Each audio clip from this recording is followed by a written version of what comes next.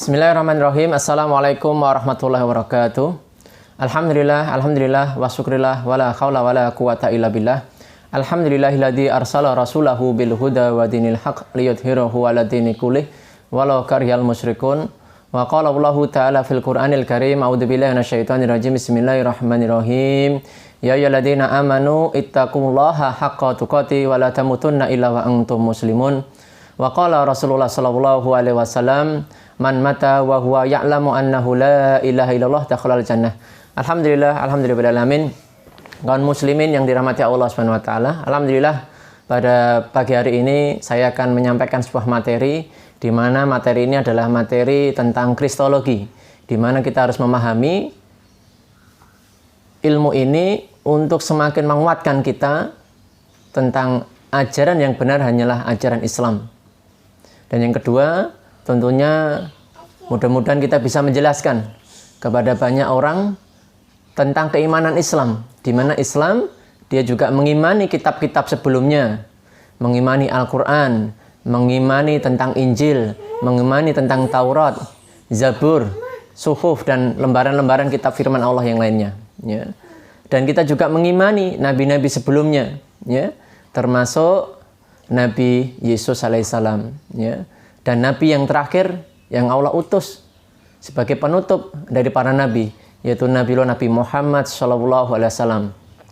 Tema kita pada pagi hari ini adalah tentang kebenaran konsep Tuhan menurut Alkitab dan Al-Quran. Ya, mudah-mudahan semakin menguatkan kita bahwasanya banyak ayat-ayat di dalam Injil atau Alkitab atau Bible itu sendiri sudah banyak dibelokkan. Dan ada beberapa yang masih lurus, yang masih benar. Ya, kaum muslimin yang dirahmati Allah SWT, kalau kita bicara tentang konsep Tuhan yang dijelaskan di dalam Alkitab, ya, konsep Tuhan di dalam Alkitab, ya, sebenarnya akan nantinya memberikan penjelasan bahwasanya Yesus itu bukanlah Tuhan, tapi adalah utusan Allah. Ya, dan akan menjelaskan konsep Tuhan yang benar itu bagaimana. Apa? Yaitu disebutkan di dalam kitab Yohanes pasal 1 ayat ke-18. Di sini disebutkan tak seorang pun pernah melihat Tuhan. Jadi alam semesta ini, makhluk ciptaan Allah, tidak pernah ada yang melihat Allah itu sendiri. Maka di sini menjadi penjelasan Yesus, dia bisa dilihat oleh manusia, sehingga dia bukanlah Tuhan. Ya. Allah juga sebutkan di dalam kitab 1 Timotius 1 pasal 6 ayat yang ke-16. Di sini sebutkan Tuhan tidak pernah dilihat manusia, dan manusia memang tidak dapat melihatnya. Jadi Tuhan tidak pernah dilihat oleh manusia. Ya. Jadi makhluk yang Allah ciptakan ini tidak pernah bisa melihat Allah Subhanahu wa taala. Dan manusia memang tidak dapat melihatnya. Ya. Dan di dalam ayat Keluaran juga disebutkan pasal yang ke-33 ayat yang ke-20. Dan Tuhan berfirman, engkau tidak tahan memandang wajahku, sebab tak ada orang yang memandang aku yang dapat hidup. Sehingga apa? Ketika kita dijelaskan di dalam Alkitab ini, tidak ada yang bisa melihat Tuhan, ya, dan tidak ada yang tahan melihat Tuhan. Dan kita akan lebih yakin lagi di dalam kitab disebutkan di dalam kitab Bilangan pasal yang ke-23 ayat yang ke-19. Di sini disebutkan Allah bukanlah manusia, ya. Allah bukanlah manusia sehingga ia berdusta, bukan pula anak manusia sehingga ia menyesal. Jadi Tuhan itu bukan manusia. Jadi tidak bisa ini. Jadi dalam ayat ini menjelaskan Tuhan tidak akan pernah bisa menjadi seorang manusia. Ya. Inilah konsep ketuhanan yang benar di dalam Alkitab. Ya. Dan nanti akan kita jelaskan di dalam Al-Quran, semakin menjelaskan bahwasanya Allah Azza wa Jalla, Allah yang Maha Agung, tidak bisa dilihat, dan Allah Azza wa Jalla tidak bisa menjadi seorang makhluk. Ya. Makhluk apalagi tidak bisa menjadi seorang Tuhan. Antara Allah yang Maha Mencipta tidak akan pernah bisa menjadi sesuatu makhluk yang telah diciptakannya. Ibarat sederhananya, manusia bisa membuat mungkin robot, tetapi bagaimanapun robot tidak akan pernah bisa menjadi manusia. Sebaliknya, manusia juga tidak bisa menjadi robot itu sendiri. Ya, saya akan lanjutkan. Ya, sekarang kita akan jelaskan bagaimana penjelasan di dalam Al-Quran tentang konsep ketuhanan itu sendiri. Nah, sekarang kita akan di dalam Al-Quranul Karim banyak ayat yang menjelaskan juga tentang Allah itu tidak bisa dilihat.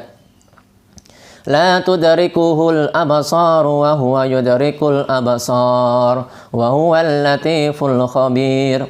Dia tidak dapat dicapai oleh penglihatan mata, sedang dia dapat melihat segala penglihatan itu, dan dia yang maha halus lagi maha teliti. Disebutkan di dalam surah Al-An'am, ya, surah Al-An'am yaitu surat ke-6 ayat yang ke-103.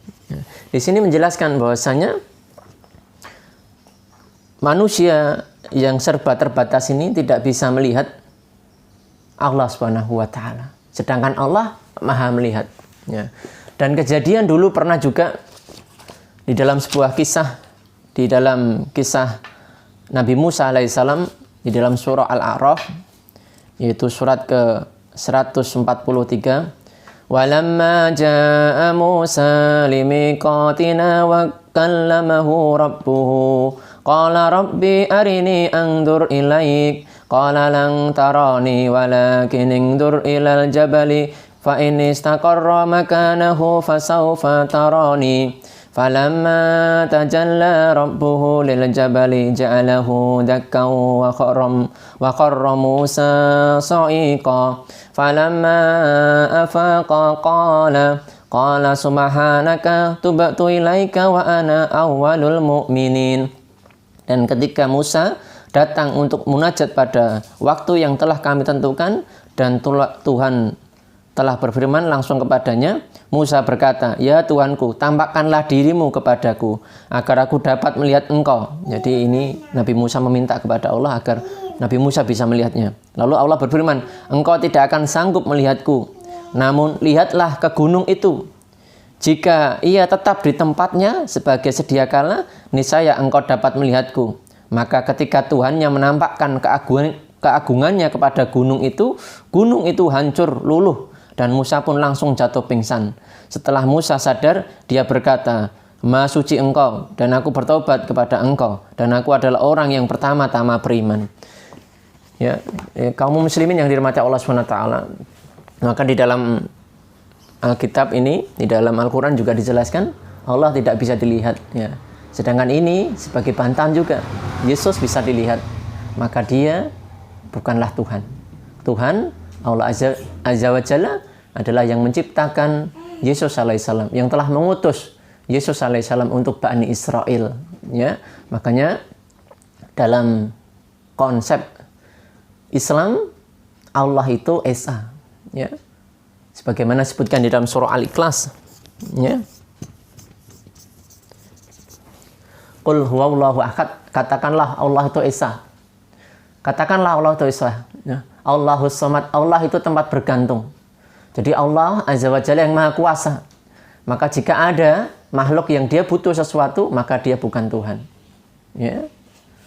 Sebagaimana Yesus, dia ketika lahir, dia membutuhkan rahimnya Maria, maka dia bukan Tuhan. Ketika dia kecil, dia butuh asinya, dia butuh tangannya Maria untuk dibersihkan dan lain sebagainya, maka dia bukan Tuhan.